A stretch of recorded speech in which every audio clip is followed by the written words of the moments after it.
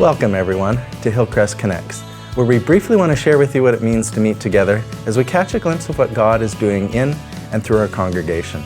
Today we're excited to have with us Krystin Thomas. She's here to share with us a little bit about her life and ministry. Welcome. Hi. So tell us, what has life been like the last 5-6 months now for you? Really good. Yeah. Yeah. I feel like during COVID, a lot of people had a lot of challenging things they went through, but I found there was so much life in the season, and it was really encouraging. Yeah. So what type of things were happening? Well, I got married. Okay. Yeah, and I met my fiance in January, and we Okay. started dating. Okay. And then COVID allowed us a lot of time to get to know each other and spend a lot of time with one another.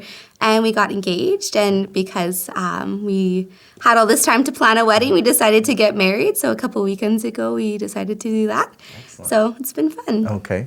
So going back to when COVID first started, did you know each other? Were you dating then? Or tell us a little bit about Yes, that. so we had started dating 2 weeks before, and then COVID hit, and we're like, oh, we can't do anything now. So it was kind of a little bit insane, but he's been a youth leader at the church since January, so that's when we met. Okay. But yeah. Okay, so tell us a little bit about the ministry that you share together. So I'm the assistant youth pastor here. So we were running our youth ministry all during COVID, and it was really insane to see how much the kids were reaching out and really wanting to connect with us. Mm-hmm. And it provided us this cool opportunity to be able to connect with them in a different way and really authentically have conversations with them and delve into what they're going through and where their mind space was at and walk them through the different stages of COVID. And now to be so excited to get to reconnect with them in person in September is so exciting. But Can you tell us a little bit about that development from when COVID started with the kids and how kind of the process the kids went through? So initially when COVID started, they were all pretty excited, I would say. They're like, well, it depends what age they were. The younger ones I found were really excited to not have to go to school, right? They're excited to stay at home and just have pajama party all the time. And then the older they got, the more sad they were that they were missing out on their high school experience.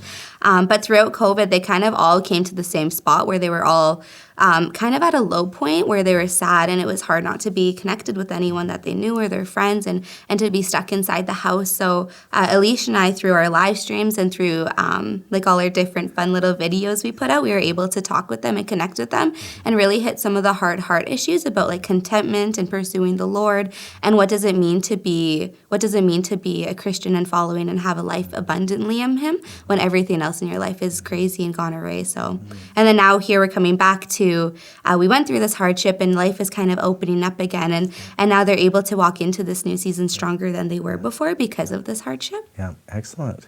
So what was it like for your volunteers, the people who were working with the youth? What was it like for them?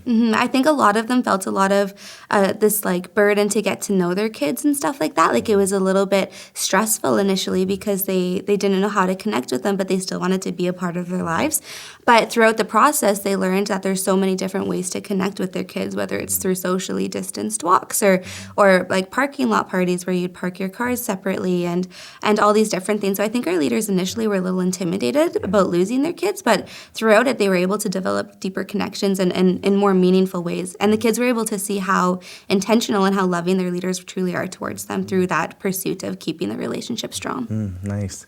What would you say is the most challenging thing you've faced over the last 6 months?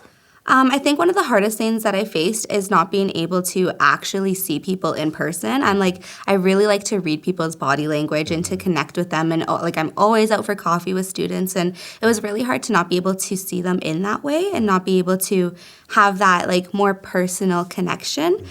We were able to work through that, but I'm really looking forward to that being a part of our normal lives again. Excellent. What was the most exciting thing that's happened other than your marriage? Probably the most exciting thing that happened in our ministry would be just seeing how committed the youth are to what we do. We thought that they were going to get sick of Zoom and sick of all of these different online platforms, but they love what we do and they love our community so much that they were committed to making it work. And we saw consistent numbers for all of our live streams and all of our youth events, and our turnout didn't drop at all over the course of the week that they had to watch the video because they wanted to be there, they wanted to know what we were doing, and they wanted to pursue the Lord. And I think it was encouraging to see they don't just come to youth for the fun games in the community, they actually come to learn and to pursue Jesus more. Nice. Can you give us a glimpse of what's coming up in the fall for the kids and what you're doing in ministry?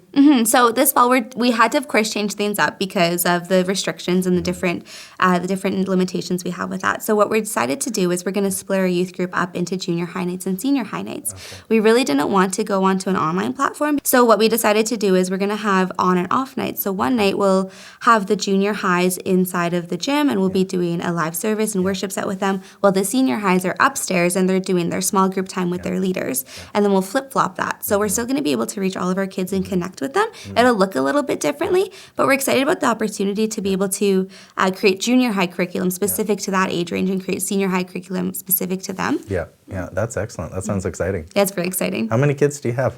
We have about 85 kids that come out consistently. Excellent. Tell us a little bit about how you've grown, how you've matured in your faith through this season. I think through COVID, I've just learned how important it is to depend wholly on the Lord and to seek contentment in Him when there's so many things in my life that filled me up before in good ways. Youth really filled me up. Having coffee with students filled me up. Going out and seeing my friends, my small group, all of those things really gave me life. But when those went away or they were adapted to not be as sustaining or satiating, I learned that the Lord truly is the wholest form of contentment. And if you have nothing but Him, you can still have a happy heart and a happy life. Thanks, Krystin, for being with us here today. Thanks for having me. And thank you for joining with us. To stay connected, we encourage you to sign up on Realm, follow us on our social media sites, or visit us at hillcrestchurch.net.